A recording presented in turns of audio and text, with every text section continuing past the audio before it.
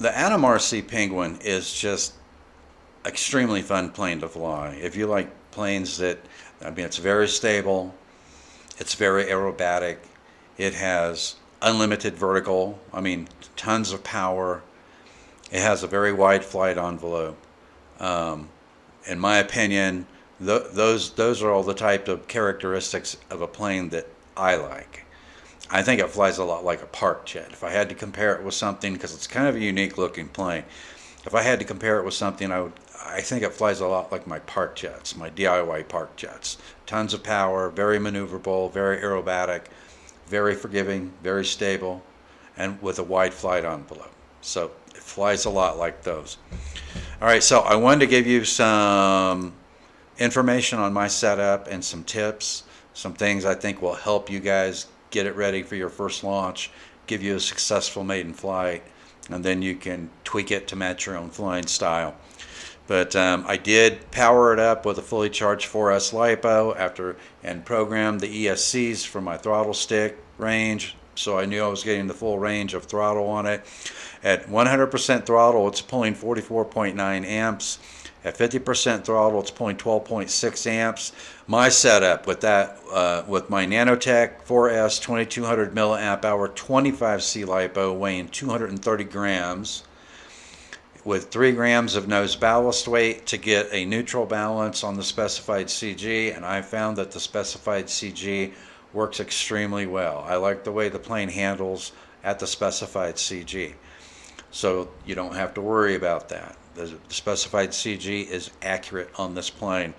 So my all-up weight with that is 708 grams. On my ailerons, I've got them set up with 13 millimeters of deflection up and down. If you watch the flight videos, it's got a pretty good roll rate. The rolls are nice and tight and axial, and yet the aileron controls feel very, very smooth on the plane. So 13 millimeter deflection up and down works very well for me on the ailerons. On the elevator, I have 16 millimeters of deflection up and down. The way that I've got my linkage set up, and we'll discuss that in a minute, and I'll show you some pictures of what I'm talking about. But the way I've got my linkage set up with that amount of deflection on the ailerons and the elevator give me plenty of control authority and also make the controls very, very smooth. All right, so I also found that the elevator needs about 1 millimeter of positive reflex to keep it from pulling the nose down slightly. So I found that 1 millimeter of positive reflex on the elevator keeps it nice and straight and maintaining its line. Just a heads up on that. There are a couple of bays built into the wings with foam inserts that cover those. I would recommend that you use packing tape or something to secure those covers in there. I used a couple of the decals that came with the plane to secure those two foam inserts in the tops of the wing. It comes with a full sheet of decals. The decals are not pre-applied on the plug-and-fly plus S version, which is what I have. I also found that the foam on the sides of the fuselage, that EPO foam, is extremely slick, guys. It's very slick. The first time that I throttled it up to launch it, I throttled it up to 60%, and the plane almost slipped out of my hand. So what I did was I just took some hot glue and I squeegeed some hot glue on the side of the fuselage where I grip it, and that worked extremely well for being able to maintain a grip on the plane when I throttled up for hand launch. I also found that I didn't need to throttle it up to 60% throttle. 50% throttle works extremely well. I just throttle it up to 50% throttle, give it a moderate chuck, and it takes right off. No worries. But if you throttle it up past 50%, just be aware that that plane is going to really want to pull out of your hand. So you want to make sure you got a good grip on it. All right, so let's talk about the slides now. The first slide that I want to show you is the battery-based slide. And both of the ESCs came with power leads, but they had XT30 connectors on them. In the bag, there was an XT60 connector and a section of wire for soldering onto the XT60 and I guess XT30 connectors on the end. What I did was I fabricated a Y cable that goes from an XT60 connector to two XT30 connectors, just a parallel Y cable, because all my 4S LiPos have XT60 connectors, and to power both the ESCs up at the same time. And you can see in the picture the Y cable that I fabricated works fantastic. It didn't come with any Velcro other than the battery strap, so I did put a pad of Velcro down on that plywood mount to make sure that the battery was, the battery is pretty heavy, so I want to make sure that that battery was not going to move around after I strapped it down. So that might be something that you want to think about doing as well. All right, so the receiver antennas, I want to show you those. What I did was I drilled a hole in the top and the back top part of the equipment bay, because I put a diversity receiver in it. I got diversity antennas, and I wanted 90-degree offset of those two antennas. So I've got one coming out from the bottom of that hatch, the equipment bay hatch, and then one coming straight up through it to give me that 90-degree offset. All right, so now I'll show you the slide on the equipment bay, and as you can see, there is a lot of space inside the equipment bay. I have a RadioLink Byme-A gyro installed in mine with a WFly RF201S diversity SBUS receiver. It didn't come with the Y cable for the ailerons, and luckily I had one on hand, so I did use a Y cable to patch both of the aileron servos into the gyro. I also patched the LED lights, which have a power lead on a servo connector. So I patched the LED lights into the rudder channel on the servo. I mean on the gyro.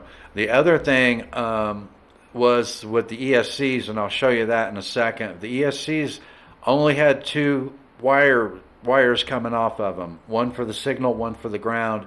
They didn't have any power lead coming off of the ESCs, so I guess they assume you're going to use a flight controller that has a built-in voltage regulator. Well, I'm not using a flight controller, I'm just using a standard gyro. I had to actually solder a wire lead on to the ESC, and if you look at the picture of the ESC, there's a pad there for your 5-volt power lead. The ESCs actually have a 5-volt 3-amp BEC in each one of them. So I added a power lead to one of the ESCs on the BEC, and then put a servo connector on the other end, so that when I patched in the ESCs with a Y cable into the gyro throttle channel, I would be able to supply power to the gyro, the receiver, and the servos, and that worked out extremely well. But just be aware, if you're not using a flight controller, you're going to need to supply power either with another battery, or with a voltage regulator off of your power leads, or you're going to need to solder a power lead onto one of the ESCs like I did. So be aware of that.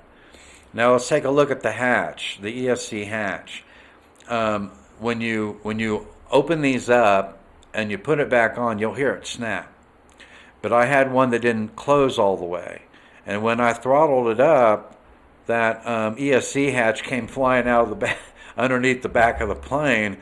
What I found was that those little blue tabs don't seat completely after you snap them in, so you need to physically push that tab all the way back to secure those hatches. I wanted to make you aware of that, so that you don't lose one of those in flight. I mean, it would be extremely hard for me to find that out there in all that scrub. So make sure that that ESC hatch is secured.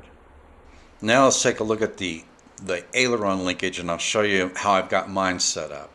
And like I said, it's pretty smooth. It gives me all the control authority that I need, and I did not see any oscillations from the gyro at all while I was flying it in wind mitigation mode, or while I had it in stabilized mode. And I did go full throttle with it, to see how speedy it was.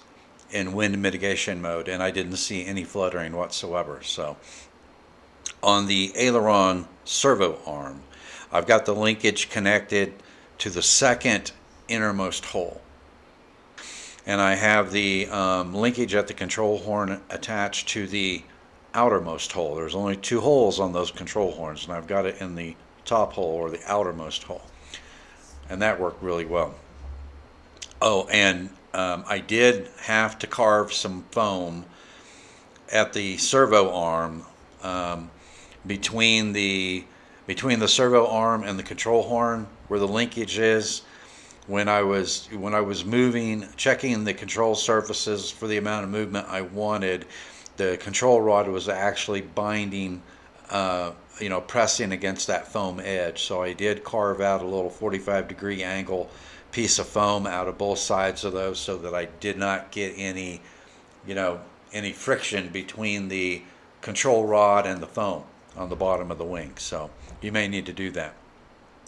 On the elevator, I originally had it set up the same way that I had the aileron set up. I had it set up on the second innermost hole on the servo arm, and on the outermost hole on the control horn. Now, control horns are pretty short, so you don't get a lot of adjustment there. But while it gave me plenty of authority on the elevator, I just didn't get smooth enough movement out of it. It felt twitchy to me.